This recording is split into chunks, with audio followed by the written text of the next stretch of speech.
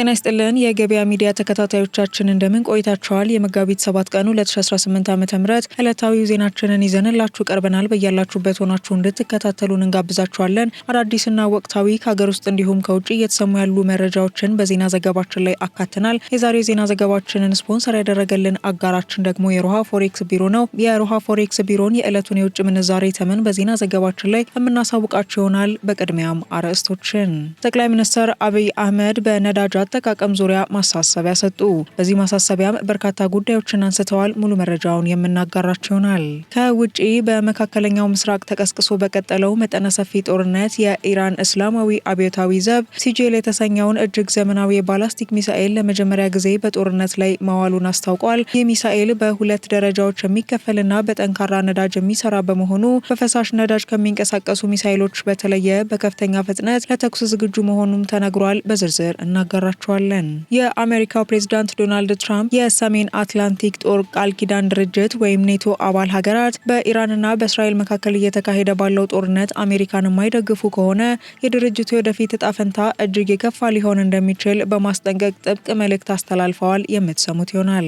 ትራምፕ ድፍረቱ ካለው መርከቦቹን ወደ ፋርስ ባህረ ሰላጤ ይላክ ሲል የኢራን አብዮታዊ ዘብ ዛተ። አብዮታዊ ዘቡ የሀገሪቱ የባህር ኃይል አቅም በአሜሪካ ጥቃት መዳከም የሚገልጸውን መረጃ በማስተባበል መርከቦቻቸውን ወደ ፋርስ ባህረ ሰላጤ እንዲልኩም ጠይቋል። የምትሰሙት መረጃችን ነው። የተወደዳችሁ ተከታታዮቻችን እነዚህና ሌሎች መረጃዎችን አካተናል። በዝርዝር ወደምንመለከታቸው እናልፋለን።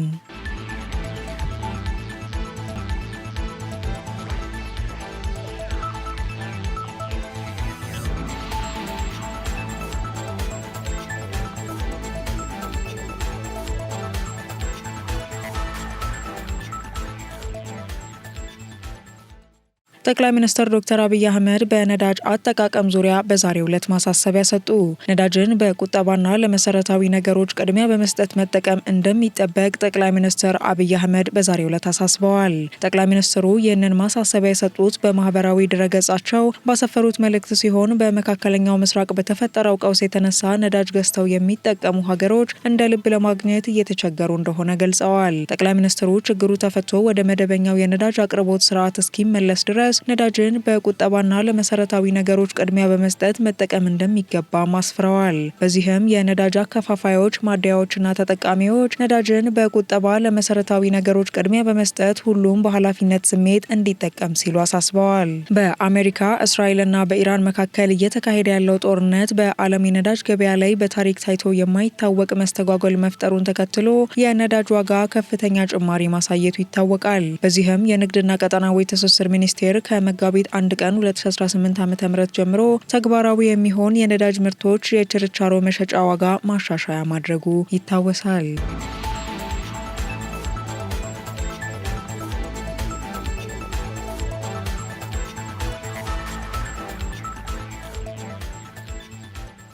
ከውጪ በኬንያ የጣለ ከባድ ዝናብ የ23 ሰዎችን ሕይወት ቀጠፈ። በኬንያ ዋና ከተማ ናይሮቢና አካባቢዋ ሌሊቱን ሙሉ የጣለ ከባድ ዝናብ ባስከተለው ከፍተኛ ጎርፍ አደጋ ቢያንስ የ23 ሰዎች ሕይወት ማለፉን የሀገሪቱ ባለስልጣናት አስታውቀዋል። አደጋው በሰው ሕይወት ላይ ካደረሰው ጉዳት በተጨማሪ በመሰረተ ልማቶች፣ በትራንስፖርትና በንብረት ላይ ከፍተኛ ውድመት አስከትሏል የተባለ ሲሆን አርብ ምሽት የጀመረው ዝናብ ያስከተለው ጎርፍ በርካታ ነዋሪዎችን በመኖሪያ ቤታቸውና በመኪና ውስጥ እንዳሉ ጠራርጎ መውሰዱን ፖሊስ ገልጿል።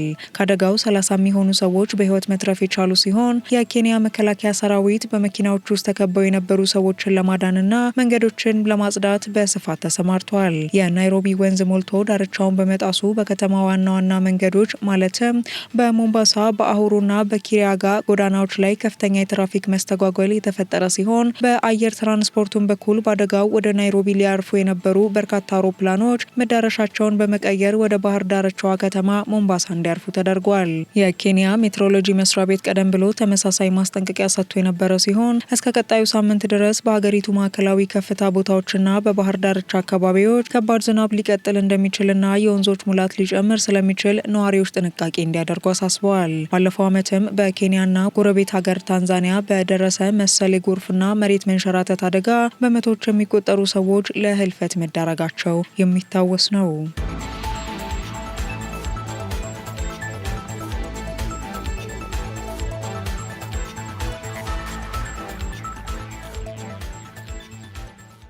ኢራን ለመጀመሪያ ጊዜ ሴጂል የተሰኘውን የረዥም ርቀት ሚሳኤል በጦርነት ላይ ማዋሏ ተሰማ። በመካከለኛው ምስራቅ ተቀስቅሶ በቀጠለው መጠነ ሰፊ ጦርነት የኢራን እስላማዊ አብዮታዊ ዘብ ሴጂል የተሰኘውን እጅግ ዘመናዊ የባላስቲክ ሚሳኤል ለመጀመሪያ ጊዜ በጦርነት ላይ ማዋሉን አስታውቀዋል። ይህ እርምጃ የተወሰደው በኢራንና በአሜሪካ እስራኤል ጥምረት መካከል ያለው ወታደራዊ ግጭት 16ኛ ቀኑን በያዘበት ወቅት ሲሆን ጥቃቱ በእስራኤልና በአሜሪካ ስልታዊ ጥቅሞች ላይ ያነጣጠረ እንደሆነ ተገልጿል። እንደ ኢራን ይፋዊ መግለጫ ከሆነ እውነተኛ ቃል ኪዳን ተብሎ በተሰየመው በዚህ ወታደራዊ ዘመቻ ሲጂኤል ሚሳኤል በቴል አቪቭ አቅራቢያ የሚገኘውን የአሜሪካ ቆንጽላ መኖሪያ አካባቢን ኢላማ አድርጓል። በጥቃቱ በመኖሪያ ህንፃዎች ላይ ከፍተኛ የንብረት ውድመት የደረሰ ሲሆን ቢያንስ 4 ሰዎች መቁሰላቸውን ከአካባቢው የወጡ ዘገባዎች ያመላክታሉ። በሌላ በኩል የወታደራዊ ሳይንስ ባለሙያዎች እንደሚሉት የሲጂኤል ሚሳኤል በጦር ሜዳ ላይ መታየት የጦርነቱን መልክ ሊቀይር የሚችል ክስተት ነው ብለዋል። ይህ ሚሳኤል በሁለት ደረጃዎች የሚከፈልና በጠንካራ ነዳጅ የሚሰራ በመሆኑ በፈሳሽ ነዳጅ ከሚንቀሳቀሱት ሚሳኤሎች በተለየ በከፍተኛ ፍጥነት ለተኩስ ዝግጁ መሆን የሚችልና በጠላት የቅድመ ማስጠንቀቂያ መዝገብ ውስጥ ሳይገባ ኢላማው ላይ የመድረስ አቅም አለውም ተብሏል። ከ2500 ኪሎ ሜትር በላይ የመጓዝ አቅም ያለው ይህ ሚሳኤል መላውን እስራኤልና በመካከለኛው ምስራቅ የሚገኙ የአሜሪካ የጦር ሰፈሮችን በቀጥታ መምታት የሚችል መሆኑም ተረጋግጧል። ይህ በእንዲህ እንዳለ የአሜሪካና እስራኤል አየር ኃይሎች በኢራን የኒውክሌር ማበልጸጊያ ተቋማትና የሚሳኤል ማከማቻዎች ላይ ተከታታይ የአየር ድብደባ እያካሄዱ መሆናቸው ተነግሯል። በተለይም በኢራን በኩል ከ1300 በላይ ሰዎች መሞታቸውን ዓለም አቀፍ የረድኤት ድርጅቶች እየገለጹ ሲሆን ግጭቱ ወደ ቀጠናዊ ትርምስ ቀውስ እንዳያመራ ከፍተኛ ስጋት ፈጥሯል። የኢራን ወታደራዊ ባለስልጣናት ይህን ሚሳኤል መጠቀማቸው የጠላትን ጥቃት ለመቀልበስ ያለን የቴክኖሎጂ ብቃት ማሳያ ነው ሲሉ የገለጹ ሲሆን በአንጻሩ ዋሽንግተንና ቴል አቪቭ ድርጊቱን በከፍተኛ ሁኔታ አውግዘዋል። ጦርነቱ አሁንም የቀጠለ ሲሆን ዓለም አቀፉ ማህበረሰብ የተኩስ አቁም ስምምነት እንዲደረግ ጥሪ እያቀረበ ቢሆንም እስካሁን ምንም አይነት ዲፕሎማሲያዊ መፍትሄ አልተገኘም።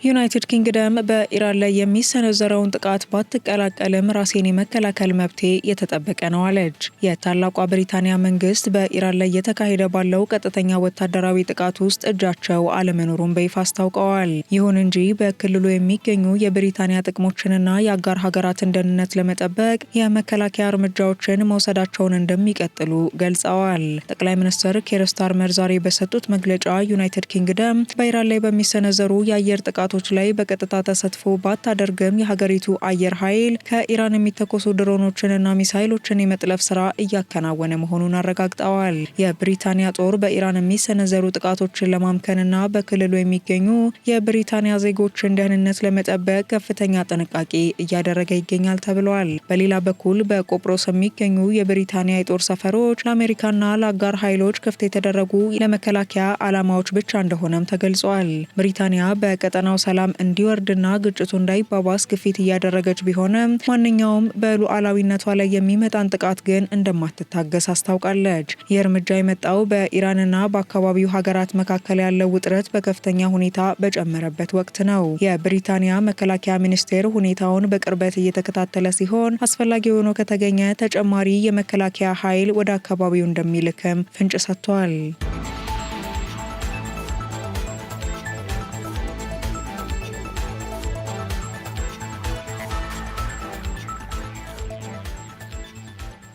ትራምፕ ድፍረቱ ካለው መርከቦቹን ወደ ፋርስ ባህረ ሰላጤ ይላክ ሲል የኢራን አብዮታዊ ዘብ ዛተ።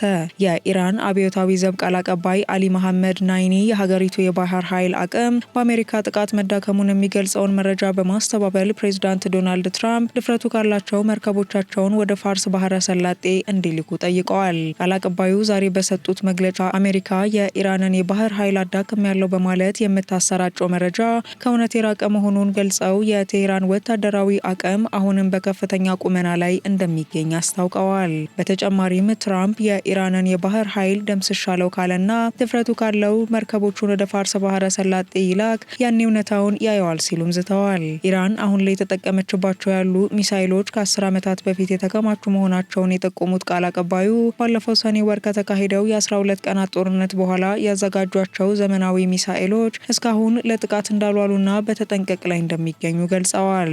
መግለጫ የወጣው ዋሽንግተን በቅርቡ በወሰደቻቸው የአየርና የባህር ላይ እርምጃዎችን የኢራን ወታደራዊ መዋቅር ላይ ከፍተኛ ጉዳት ደርሷል የሚል መረጃ መውጣቱን ተከትሎ ነው። ቴህራን ይህንን መረጃ የፕሮፓጋንዳ አካል ስትል ውድቅ ያደረገችው ሲሆን በፋርስ ባህረ ሰላጤና በሆርሙዝ የባህር ወሽመጥ አካባቢ ያለው ወታደራዊ ውጥረት ከመቼውም ጊዜ በላይ እየከረረ መጥቷል። በዚህም የኢራን አብዮታዊ ዘብ ማንኛውንም አይነት የአሜሪካ ትንኮሳ ለመመከትና የሀገሪቱን የባህር ዳርቻ ለመጠበቅ ዝግጁ መሆኑን በድጋሚ አረጋግጧል።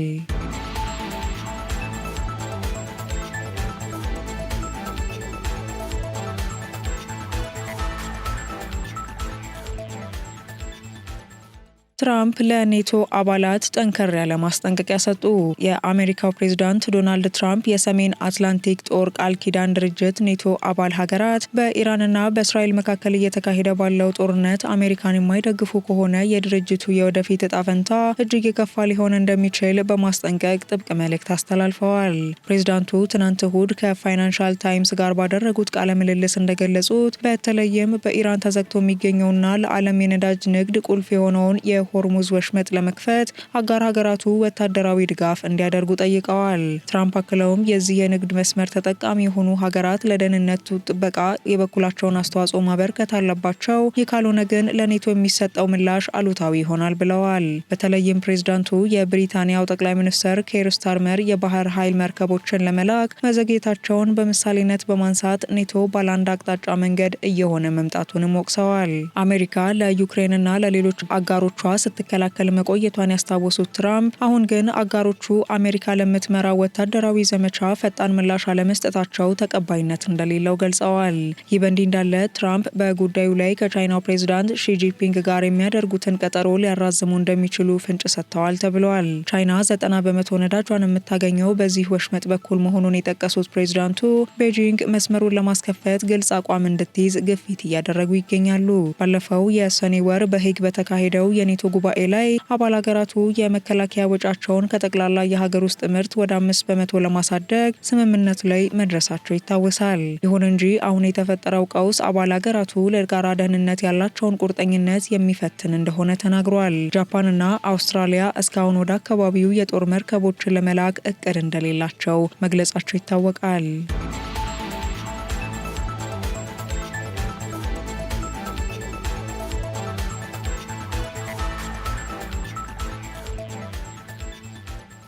የተወደዳቸው የገበያ ሚዲያ ተከታታዮቻችን የመጋቢት 7 ቀን 2018 ዓ.ም ዕለታዊ የዜና ዘገባችን ቀደም ሲል የተከታተላችሁትን ይመስላል። አሁን ደግሞ የሮሃ ፎሬክስ ቢሮ የዕለቱን የውጭ ምንዛሬ ተመን የምናሳውቃችሁ ይሆናል። አንድ አሜሪካን ዶላር በ174 ብር ከ55 ሳንቲም እየተገዛ በ178 ብር ከ4 ሳንቲም እየተሸጠ ይገኛል። ፓውንድ በ230 ብር ከ32 ሳንቲም ሲገዛ በ234 ብር ከ92 ሳንቲም እየተሸጠ ይገኛል።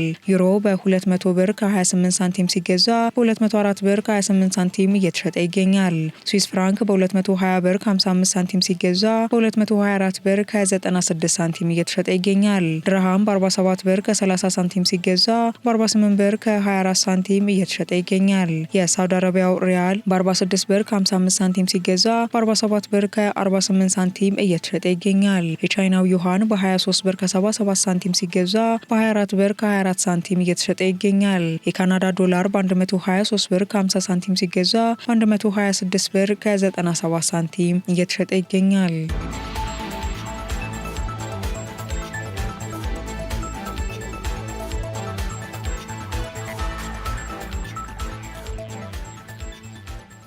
የተወደዳችሁ ተከታታዮቻችን ከዜና ዘገባዎቻችን ጋር አብራችሁን ስለቆያችሁ እናመሰግናለን። ገበያ ሚዲያን በመወዳጀት ቀሪ መረጃዎቻችንንም እንድትከታተሉ ጋበዝናችሁ። ሰናይ ዕለት ይሁንላችሁ።